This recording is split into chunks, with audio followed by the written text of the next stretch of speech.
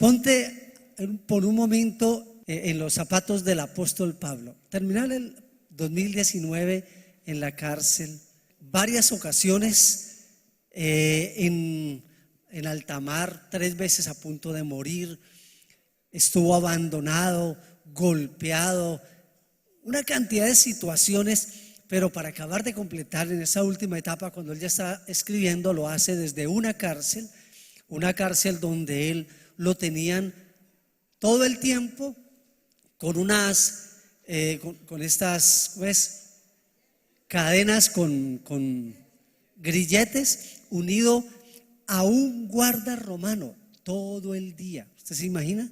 Todo el día. Y bajo esas circunstancias tan adversas, no solo eso, la cosa, cuando él está escribiendo esta carta que vamos a mirar en la carta de Filipenses, él ya sabía que estaba en proceso una sentencia de muerte contra él. O sea, el asunto de él está esperando en qué momento se emite esa orden para él ser crucificado. Entonces imagínese uno bajo todas esas circunstancias y él estando preso, mirando toda esa situación, la persecución contra la iglesia, y en esas circunstancias él escribe una carta dándole ánimo a la iglesia. O sea, él el que estaba padeciendo, y él mismo es el que le da ánimo y fortaleza a todos los compañeros, a la iglesia, a sus familias. Y él, en medio de esas circunstancias, dándole ánimo. Yo recuerdo, ahora que comparto esto del apóstol Pablo, me ponen por favor el reloj. Cuando comparto esto del apóstol Pablo, recuerdo hace como que 20 y pico de años, 24 años, sí, es porque eso fue cuando nosotros nos casamos, un poquitico antes, ya 24 años, me debían de dar un premio. Pili, ¿por qué no me das un premio? 24 años, Dios mío, ya no, ha sido una bendición, para mí han sido como 5 minutos. Pues no piense bajo el agua, no, ha sido como 5 minutos. Hace 24 años, un pastor de la ciudad, el pastor de la iglesia Eclesia boliviano, Julio César Ruibal, a él lo asesinaron. Entonces yo recuerdo cuando fuimos recién, hubo todo el asunto en la mañana, fuimos al lugar a ver, el cuerpo estaba tendido, todo, la sangre, estaba todo así muy fuerte, y todavía no había llegado sus hijas ni había llegado su esposa.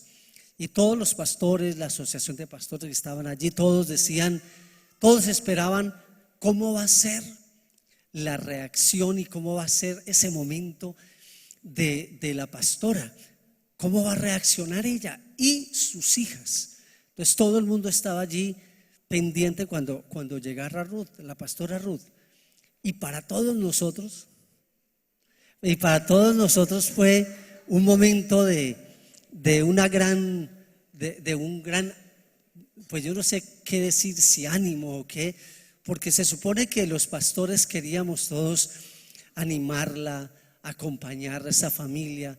Y en ese momento, cuando llega la pastora Ruth y ve a su esposo tendido en el suelo y ya sin vida y todo allí, esa mujer llega al lugar, se arrodilla, levanta las manos y empieza a cantar.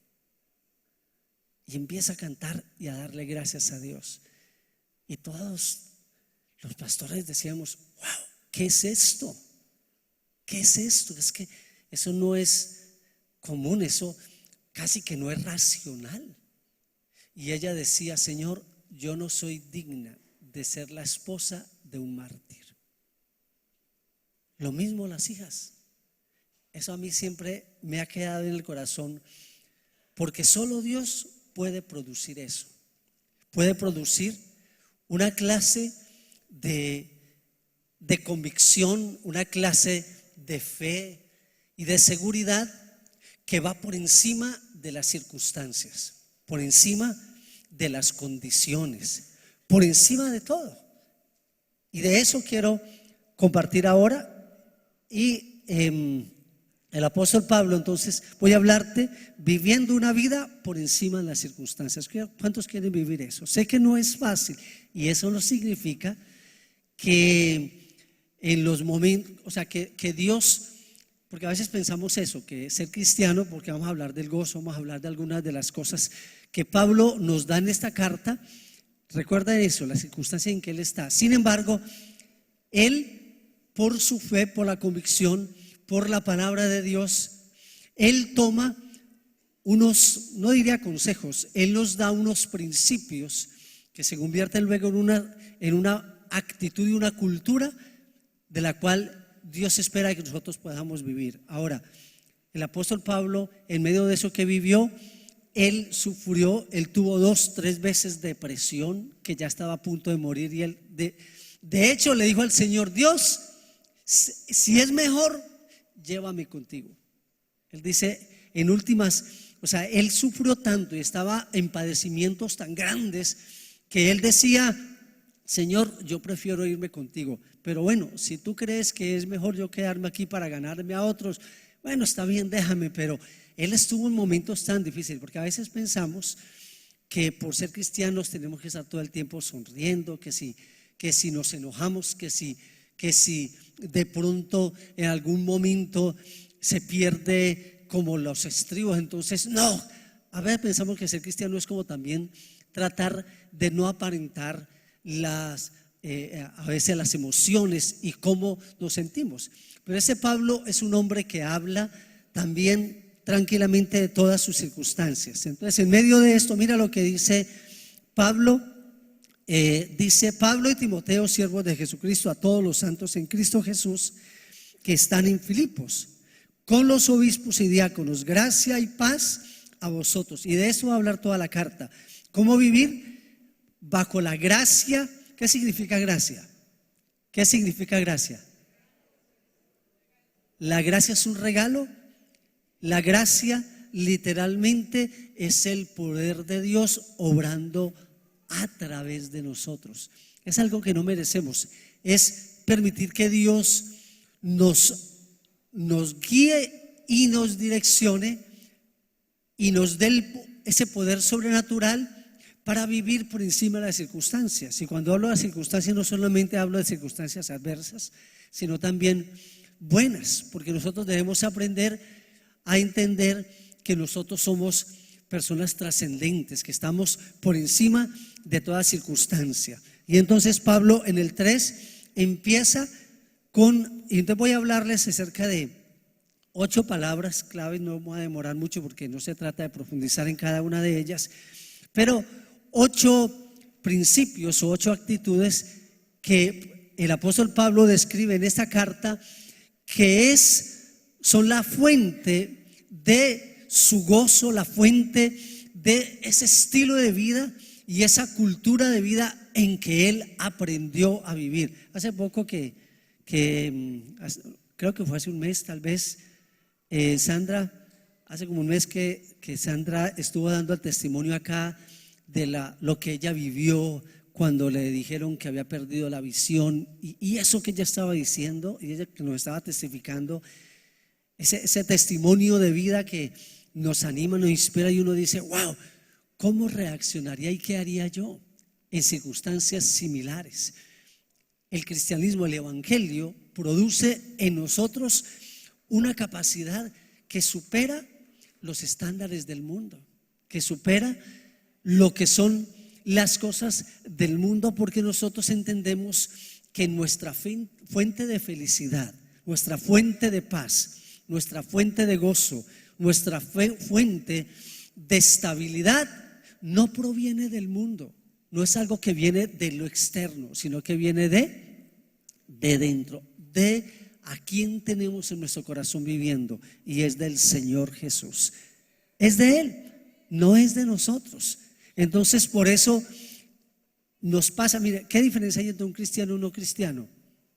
Esencialmente, la vida cotidiana es la misma. Sufrimos las mismas circunstancias. Hay cristianos que le han dado un evangelio distinto, que le han enseñado que que al hacerse uno cristiano, uno es inmune a toda circunstancia negativa en el mundo, ¿no? De hecho, si les llegan a robar, entonces Dios, ¿dónde estabas? ¿No? Es que fallaste. O ¿qué hice yo para esto? ¿En dónde abrí la puerta? Porque a veces pensamos es eso, como que a ser cristianos no nos pasa nada negativo. Y no, la palabra dice, mire, si te van a robar, si te quieren quitar la capa, dale también el cinto. Ay, el Señor no dice que no, o sea, estamos expuestos a todos. ¿Y qué es lo que hizo Pablo? ¿Qué fue lo que él usó para poder estar por encima? Número uno, él nos dice en Filipenses 1, hay una fuente que nos ayuda a nosotros a estar por encima y poder vivir en una vida agradecida, como dice la palabra, dando gracias a Dios en todo y por todo. ¿Cómo poder estar por encima de toda circunstancia? No solamente hablo de lo negativo, también de lo positivo, porque para algunos la tentación mayor es recibir grandes bendiciones.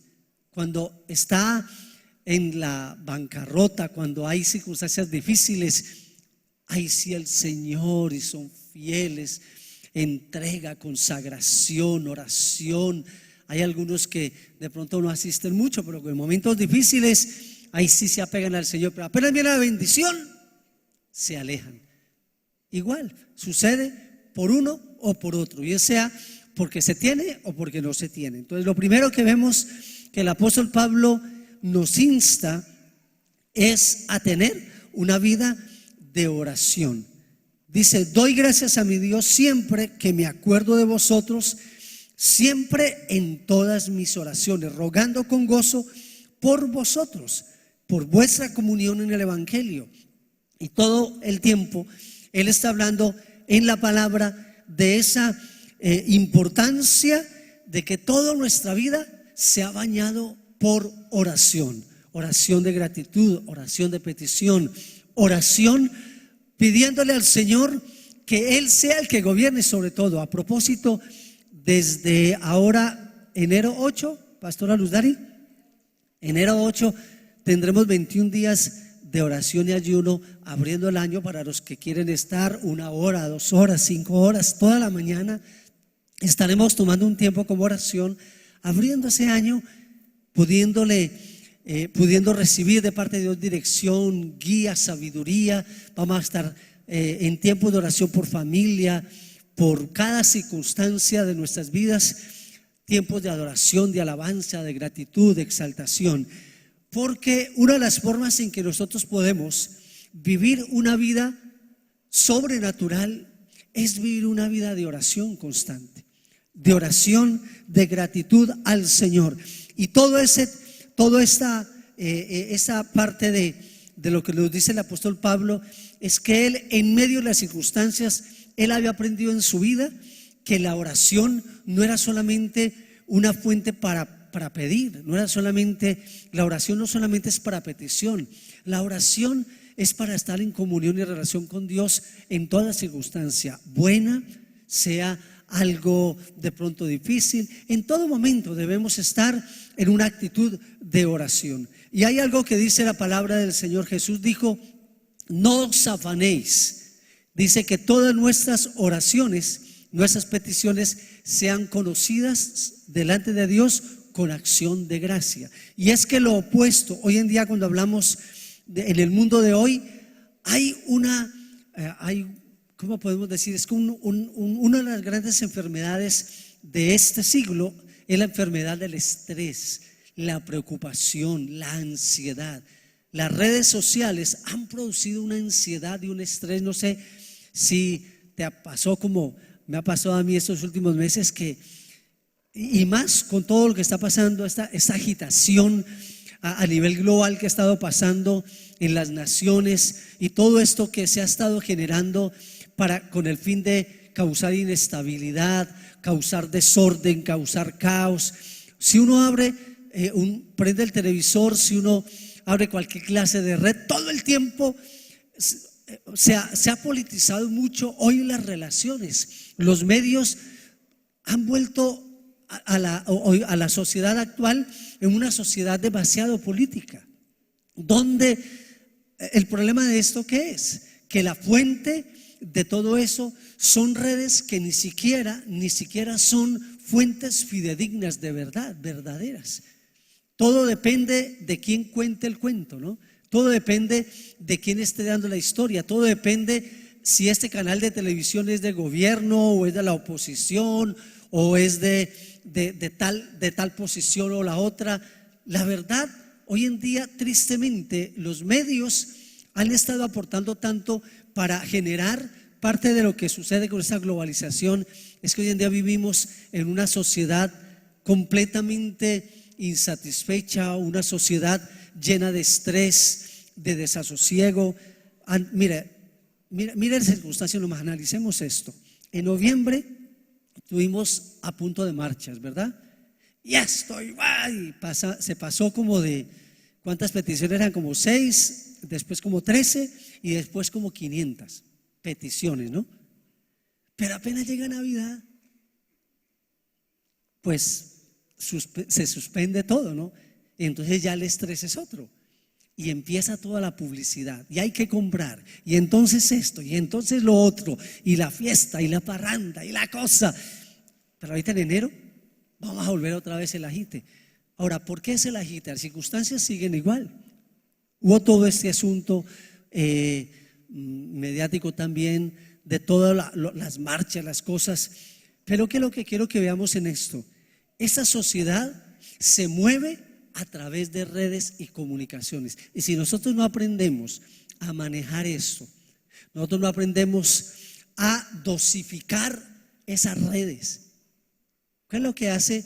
Yo le puedo preguntar a un joven, o a un no solamente joven, todos, ¿qué es lo último que tú ves antes de acostarte? Vamos a ver, y si estás durmiendo, ay sí, Señor, si horas de noche, si horas de acostarte, Señor, pero apenas ¡pam! O se enciende, vamos a ver qué.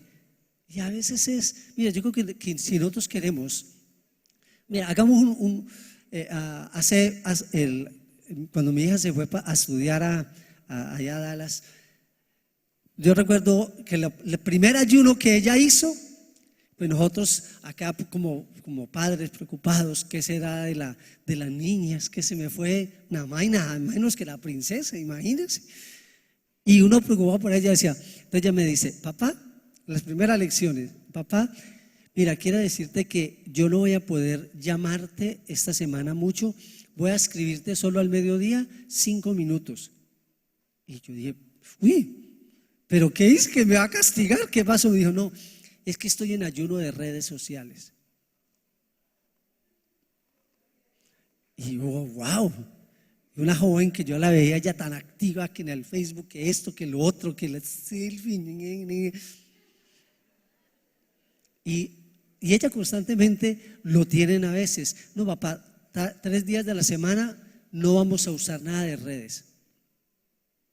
Y me parece muy bueno, podemos, porque es una forma también. Y sabe que no solamente es ayunar y dejar eso, sino, ¿y qué hacemos en lugar de eso? Oración, orar. ¿Qué te podemos decir, Señor? Además, porque es la forma en que, como dice la palabra del Señor, la manera de controlar el estrés, la ansiedad, la preocupación, es a través de la oración. A través de la oración. Entre más oración, menos preocupación. Es directamente proporcional. Entonces, ¿qué quiere decir eso? Si yo estoy estresado, preocupado, ¿sabe qué significa eso? Que el termómetro me está diciendo falta de oración. Por eso Pablo nos insta a aumentar nuestra oración. ¿Cuánto quieren en este 2019 tener una vida de mayor oración? Ponte una meta, ponte metas, que en enero vamos a estar hablando sobre esto, pero unas metas que debe haber en tu corazón es, Señor, yo voy a incrementar mi oración para bajar mi preocupación. ¿De acuerdo? La oración. El corazón ansioso dice, Señor, si tan solo tuviera aquello o lo otro, entonces estaría contento, estaría feliz. En cambio, el corazón agradecido dice, Señor, ya me has dado esto o aquello, yo te doy gracias. Una de las cosas que produce mayor estrés es realmente el estar conectados de una manera tan fuerte con este mundo en que estamos viviendo hoy de hedonismo, que gira en torno a todo lo que es el consumismo. Y creo que la oración Dios nos la dio como una fuente realmente de paz emocional, de paz familiar, de paz en nuestro propio corazón. Lo segundo de lo primero es la oración para vencer la preocupación. La segunda, y él habla de la gratitud, de la gratitud. Pablo nos da dos cosas, dice: dad gracias siempre en todo y por todo. Esas dos palabritas son muy importantes. La gratitud. Este hombre, en medio de esas circunstancias, en medio de esa adversidad, y él aprendió a que aunque hubiese cepos en sus pies y cadenas en sus manos, él era libre y él podía darle gracias a Dios por cada uno. ¿Sabe qué es lo que le dice a los que estaban afuera preocupados? Porque él también estuvo en un momento muy enfermo. Él estuvo en la cárcel misma. Hubo necesidad de que le mandaran a Lucas, el médico amado, su amigo, e inclusive Lucas se quedó en la cárcel con él varios meses porque su condición era muy delicada.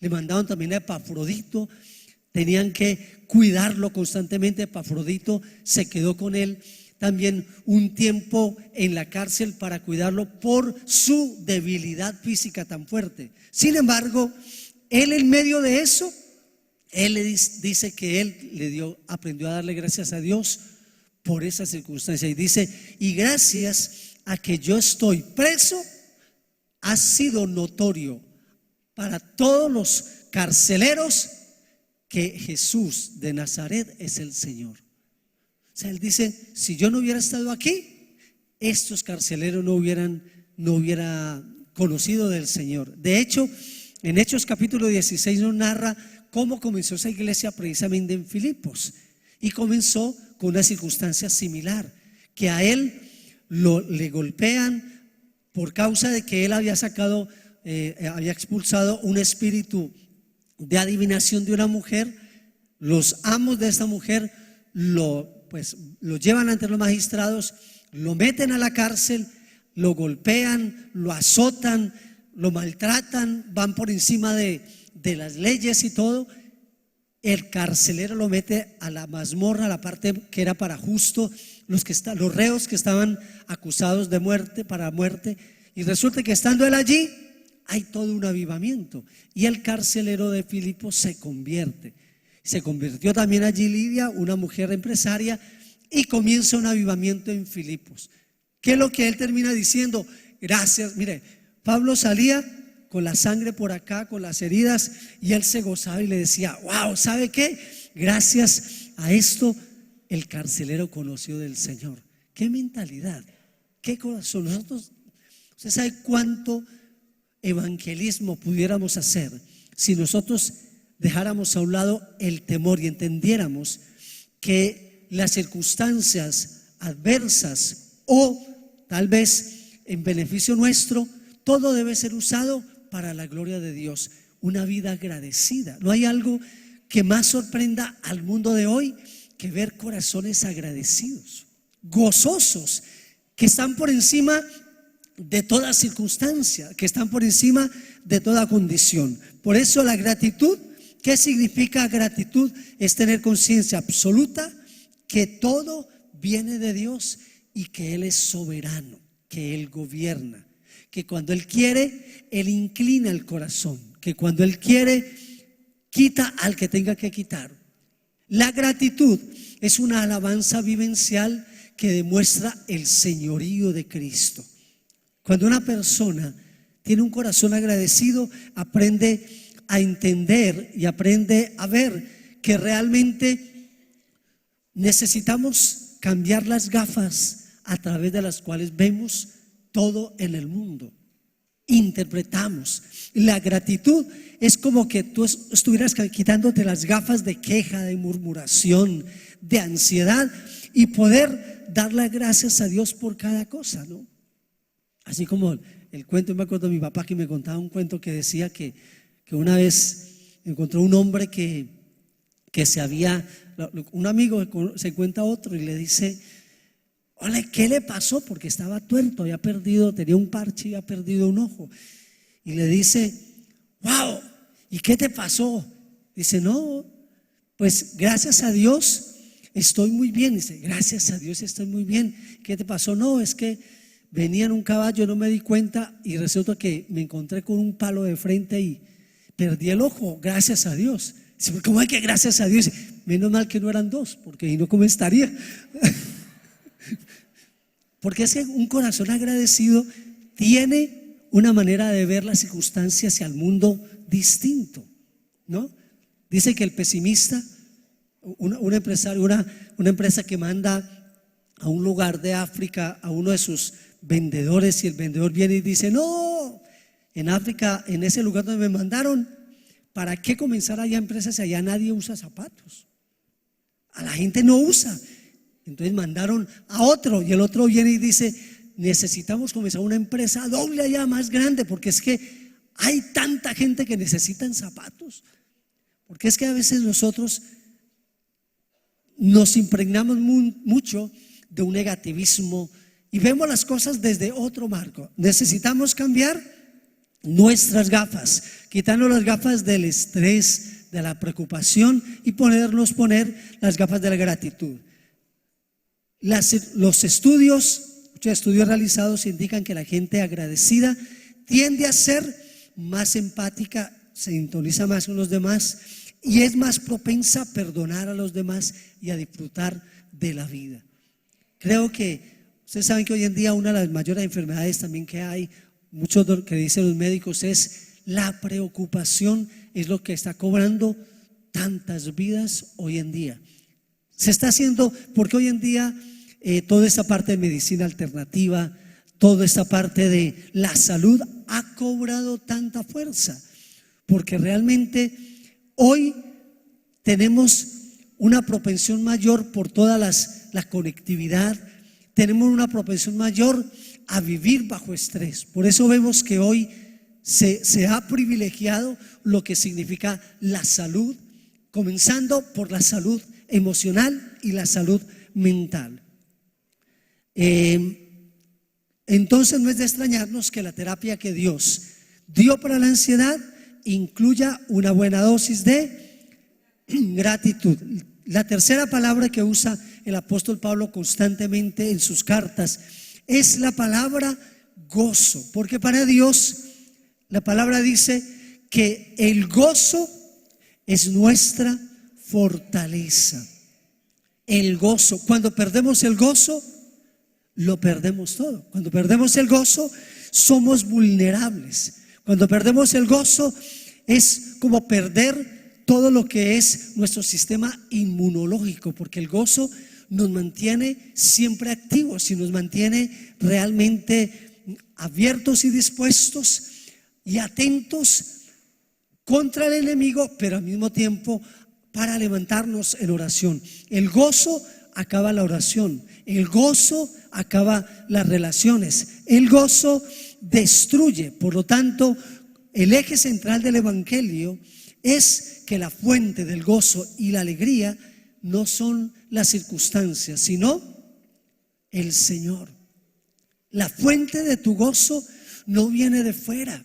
El creyente, la paz del creyente, el gozo del creyente, la gratitud del creyente no viene de lo externo, viene desde lo interno. No son las circunstancias. Y en Filipenses 4, capítulo 4, versículo 12, Filipenses 4:12, una de las cosas que el apóstol Pablo precisamente está, leámoslo desde el 10: en gran manera me gocé en el Señor de que ya al fin habéis revivido vuestro cuidado de mí. Pablo le está exhortando a los filipenses. Filipos era la capital de un estado, por decirlo así, que es Macedonia, para que lo podamos identificar. Y Pablo, estando en esas circunstancias adversas, tenía muchas necesidades, muchas carencias, y precisamente esta iglesia le apoyó de una manera enorme. Y él dice que le da gracias a Dios y él se goza en esa provisión que le había enviado, de lo cual también estabais solícitos, pero le faltaba oportunidad. Y mira lo que dice Pablo acerca de esta parte, de dónde viene ese gozo de él. Dice: no lo digo porque tenga escasez. Y él da un principio allí que vamos a hablar ahora. Dice: pues he aprendido a contentarme, cualquiera que sea mi situación.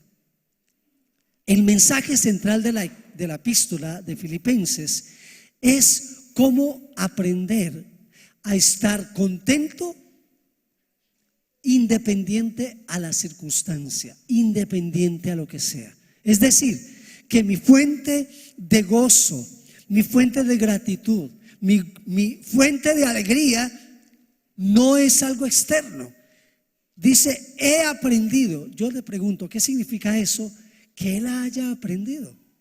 ¿Será que el gozo se aprende? ¿Aprendemos a estar gozosos? La Biblia me dice que sí. Es un asunto de disciplina con nosotros mismos.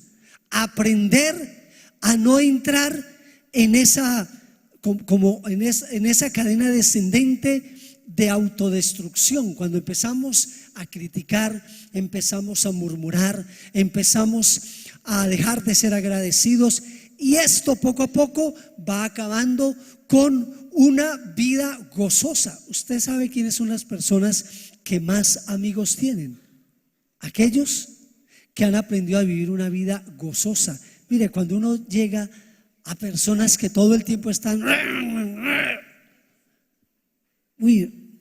no sé si usted tenga en su familia, o usted sea, no sé, una de esas personas que, los demás como que, hola, bueno, nos vemos, como que la gente no quiere estar al lado, porque es que las personas gozosas se vuelven como un imán para las relaciones. Pero los que todo el tiempo están como ermitaños, todo el tiempo están como que hubieran sido bautizados con limón o algo así, esos no atraen relaciones significativas. Y eso es lo que nos dice el apóstol Pablo en el 4. Bueno, entonces mira cómo él, y toda esa conclusión de toda esa parte, dice él en el versículo 12: sé vivir humildemente. Y aquí nos dice dos cosas: uno, que el contentamiento o el gozo se aprende. Dos, dice: sé vivir humildemente. Significa que una persona que no es humilde es una persona que pierde fácilmente el gozo. Mira lo que dice: y sé tener abundancia en todo, y por todo estoy enseñado, así para estar saciado como para tener hambre, así para tener abundancia como para padecer necesidad. Porque todo, ¿qué? Lo puedo en Cristo que me fortalece. Di conmigo: todo lo puedo en Cristo que me fortalece. Mi fortaleza, mi gozo está en Cristo. Por eso el ánimo que Pablo le da a los que él les está escribiendo es: aprende a estar gozoso, porque tu fuente de gozo es el Señor. Y eso nos lleva a algo que también aquí recalca todo el tiempo el apóstol Pablo: es la importancia de la comunión y el compañerismo. Una de las formas para poder aprender a vivir por encima de las circunstancias, vivir una vida que estamos por encima de toda circunstancia positiva o negativa, es indispensable aprender a vivir en comunión y en relación. La iglesia es una familia, somos familia, la familia de la fe. Hace poco que compartíamos, la semana pasada, que nos estaba dirigiendo la pastora Anita y con el equipo pastoral, qué tiempo tan delicioso el poder compartir, ver a algunos allí comiendo natilla, ese tiempo que tuvimos también en Navidad.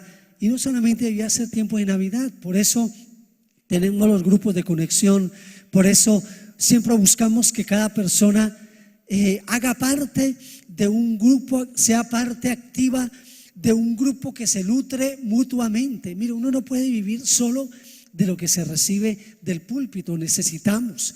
Hay algunos que sirven en áreas ministeriales. Esa es una oportunidad para hacer amistad, relacionarnos, para crecer juntos, ser parte de un grupo de conexión para desarrollar amistades verdaderas, auténticas. No hay algo que pueda ayudar más a vivir una vida por encima de las circunstancias que tener relaciones significativas, donde yo pueda llamar, donde yo pueda pedir apoyo, donde tú puedas ir tranquilamente a pedir cuando necesites.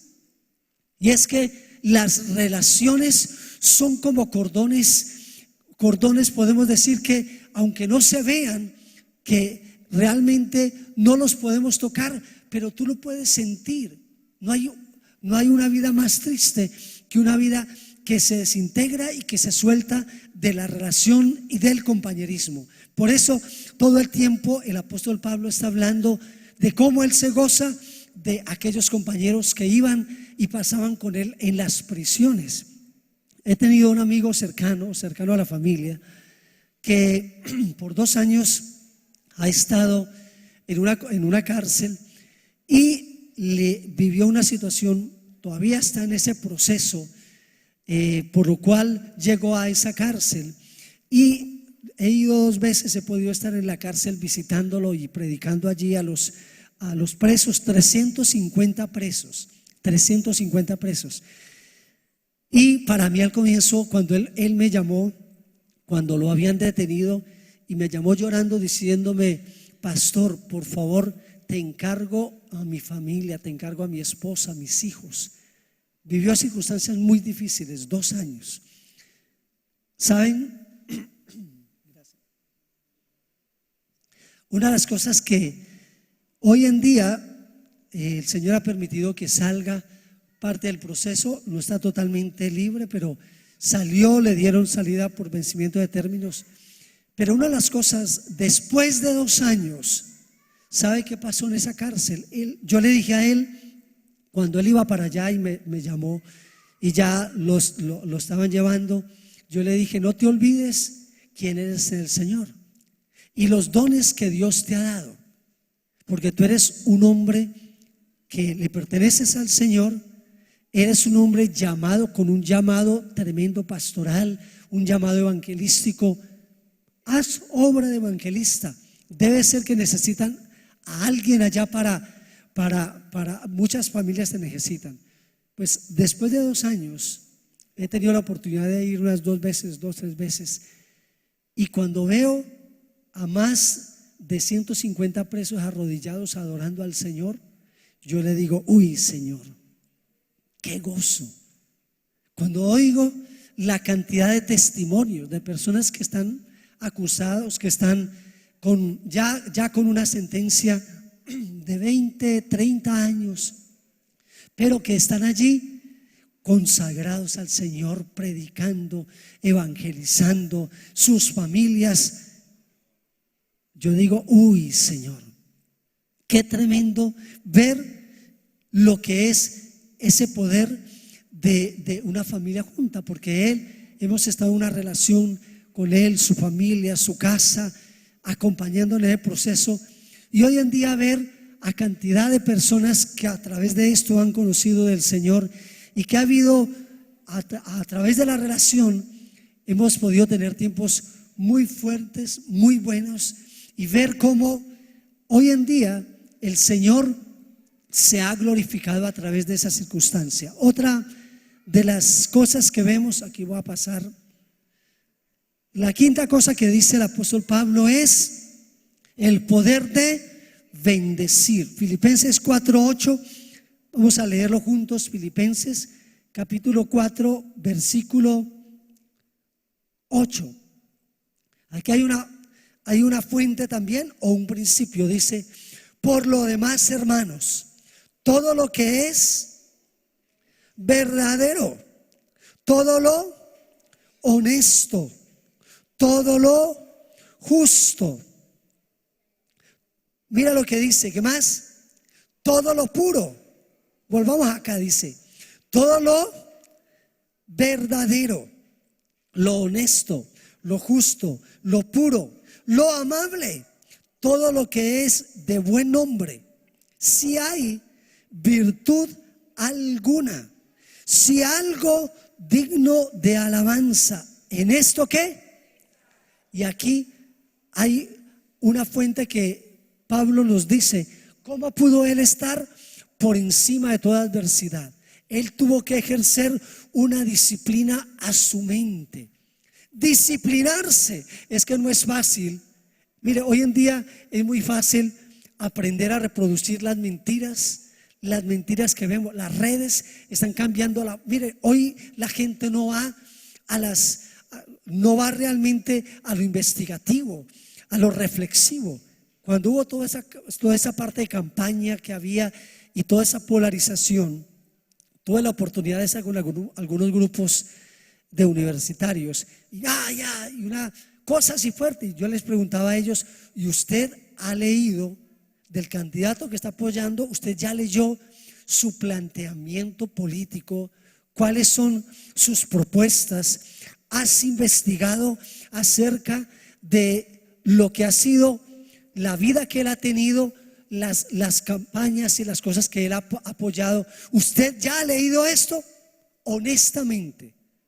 O cuando atacaban a su adversario, les preguntaba, ¿usted ya leyó también las propuestas del adversario? Por lo menos para decir por qué no está de acuerdo. ¿Lo leíste?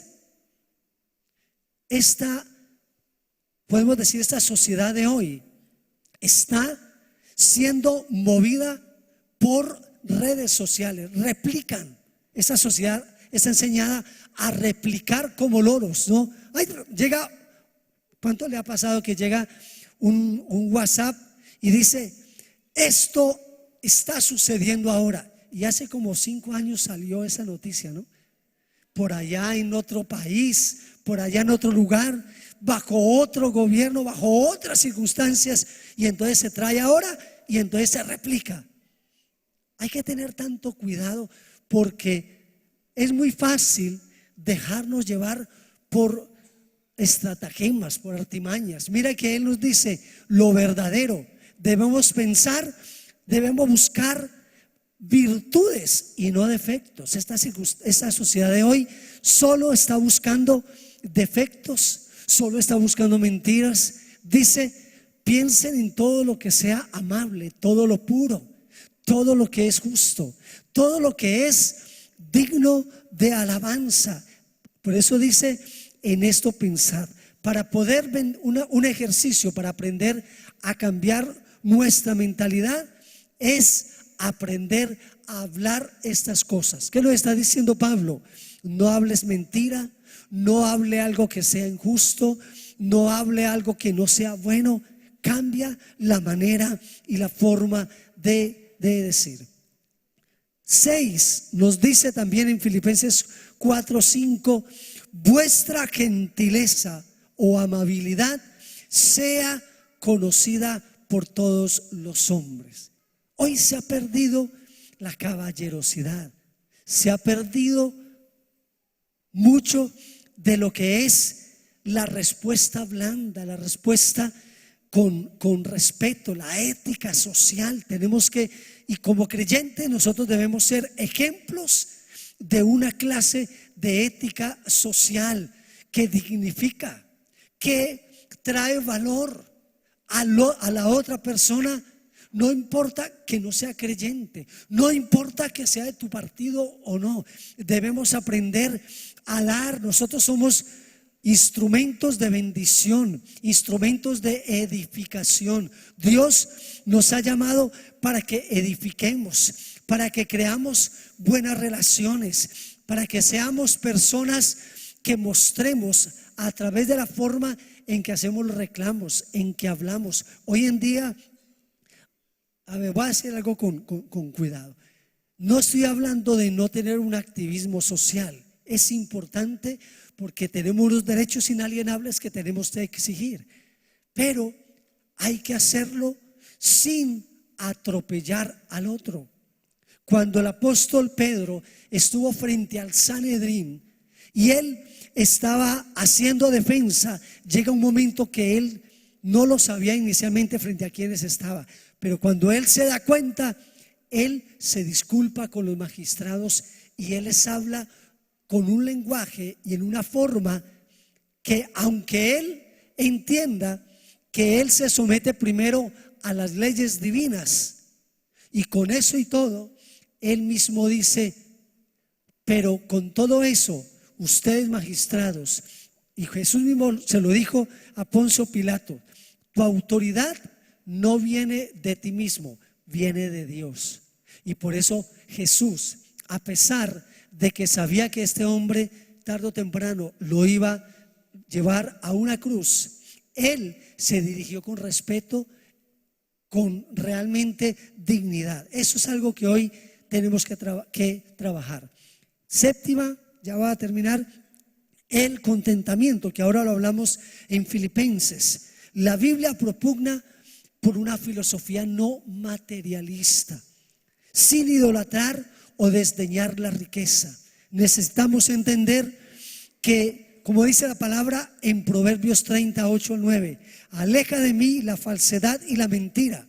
No me des pobreza ni riqueza, sino solo el pan de cada día, porque teniendo mucho podría desconocerte y decir quién es el Señor, y teniendo poco podría llegar a robar y deshonrar así el nombre del Señor. ¿Qué es lo que el Señor nos llama a nosotros?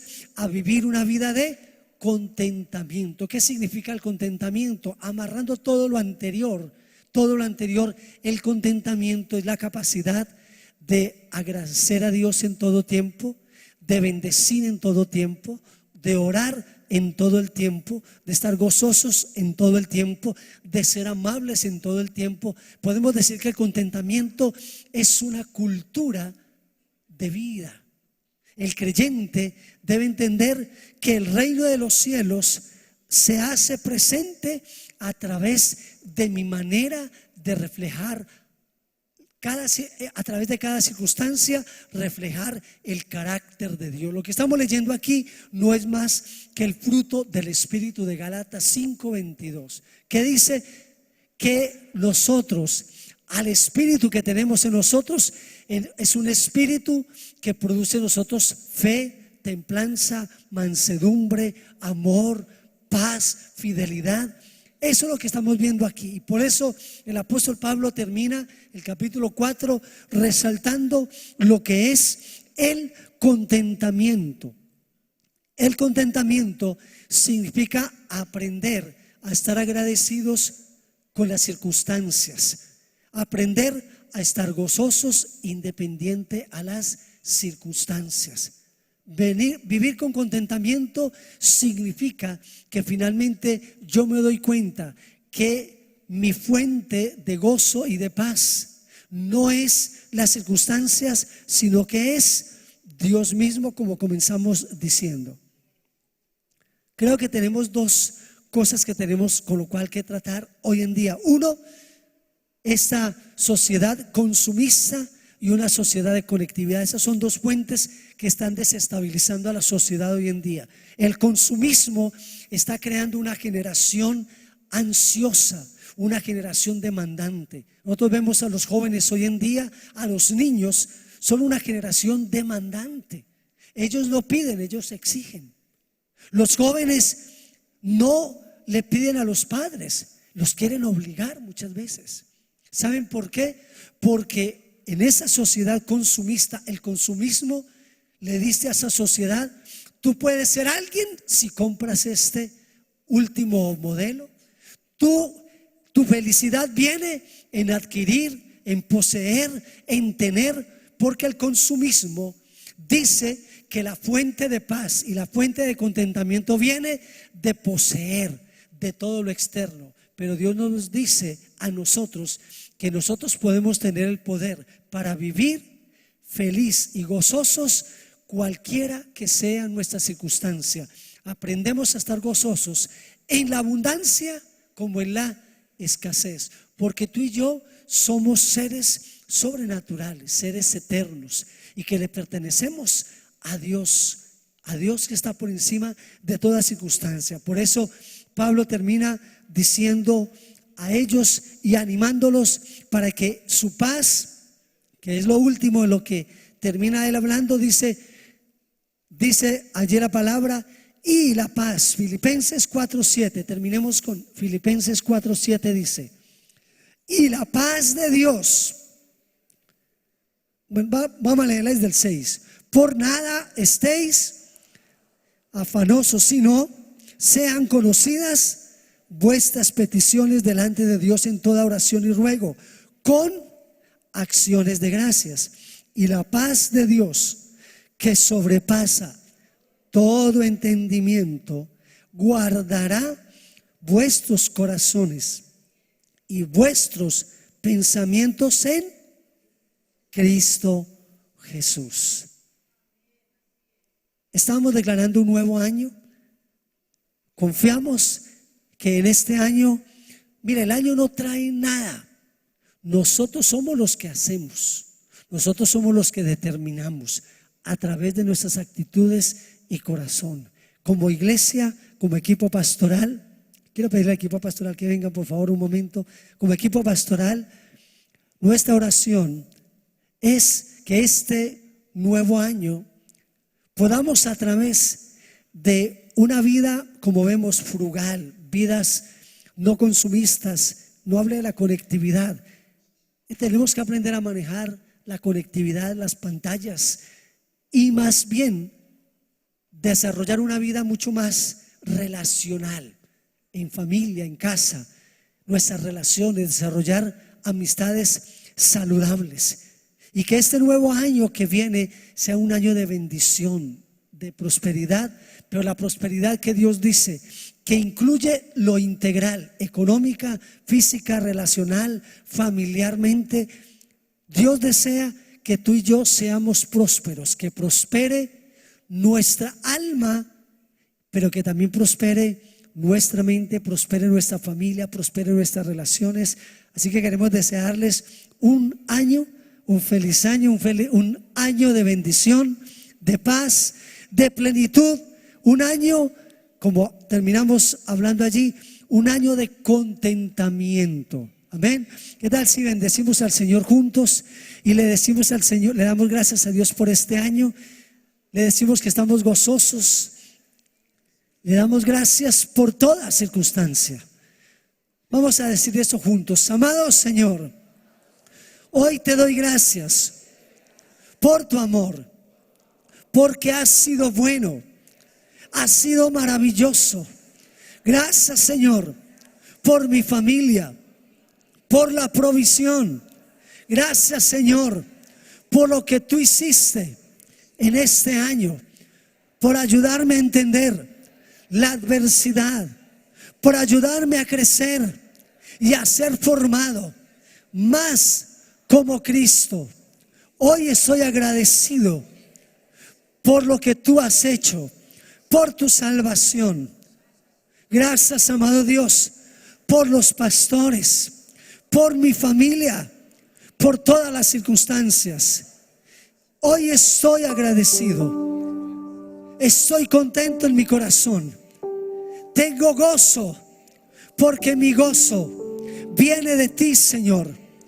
Bendigo en el nombre de Jesús a cada familia de este lugar. Bendigo la casa, bendigo la iglesia, y declaro en el nombre de Jesús que seré bendecido y prosperado, porque mi vida, mi paz, mi gozo está en tu mano. Quiero pedirte que si estás allí con tu familia, abraces a otras familias y vas a bendecirlo. Bendice al que tiene a tu lado, vas a desearle feliz año, vas a desearle bendición, vas a declarar sobre él. Pastores, vamos a bendecirnos.